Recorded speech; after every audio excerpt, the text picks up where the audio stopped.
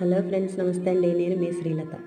ముక్కోటి ఏకాదశి రోజున చెన్నైలో మాకు దగ్గరలో ఆర్కాట్లో వెంకటేశ్వర స్వామి టెంపుల్ ఉందండి. చాలా బాగుంటుంది. చాలా పురాతనమైన గుడి అంట. వీలున్నప్పుడల్లా శనివారాల్లో కూడా వెళ్తూ ఉంటామండి. ముక్కోటి ఏకాదశి రోజున చాలా బాగా ఉత్సవం చేశారు. సాంస్కృతిక కార్యక్రమాలు కూడా నిర్వహించారు. ఇక్కడ చూడండి, అమ్మాయిలు చాలా బాగా డాన్స్ చేశారండి. లోపల చాలా పెద్ద వెంకటేశ్వర స్వామి విగ్రహం ఉంటుందండి. మనకి చిన్న తిరుపతిలో ఎలా ఉంటుందో అలా ఉంటుంది లోపల. ఇక్కడ మనం చూసే స్వామివారు అమ్మవార్లు బయట మండపంలో పెట్టారండి. మండపం కూడా చాలా బాగా అలంకరించారు. చాలా బాగుంది. ఇక్కడ గోసేవ కూడా జరుగుతుందండి. చాలా బాగా చేస్తారు.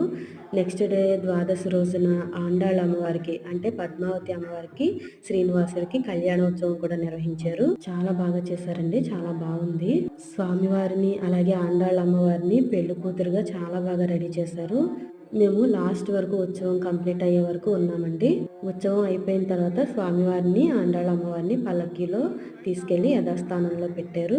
అదృష్టం కొద్దీ మా హస్బెండ్కి ఆ పల్లకి పట్టుకునే అవకాశం కూడా వచ్చిందండి. మాకు చాలా హ్యాపీగా అనిపించింది. టెంపుల్ అయితే చాలా బాగుంటుందండి. ఉత్సవాలు చాలా బాగా చేస్తారు. శనివారం అయితే అసలు ఖాళీ ఉండదండి. ఇక్కడికి మన తెలుగు వాళ్ళు కూడా చాలామంది వస్తారండి. మీరు కూడా ఎవరైనా ఇక్కడ దగ్గరలో ఉన్నట్టయితే ఆర్కాట్లో వెంకటేశ్వర స్వామి టెంపుల్కి ఒకసారి వెళ్ళడానికి ట్రై చేయండి. చాలా బాగుంటుంది. వీడియో నచ్చితే లైక్ చేయండి, షేర్ చేయండి. ప్లీజ్ సబ్స్క్రైబ్ చేయడం మాత్రం మర్చిపోకండి. Thanks for watching. మరిన్ని మంచి మంచి వీడియోస్ కోసం మన ఛానల్ని తప్పకుండా సబ్స్క్రైబ్ చేయండి ఫ్రెండ్స్, మర్చిపోకండి. Thank you. బాయ్.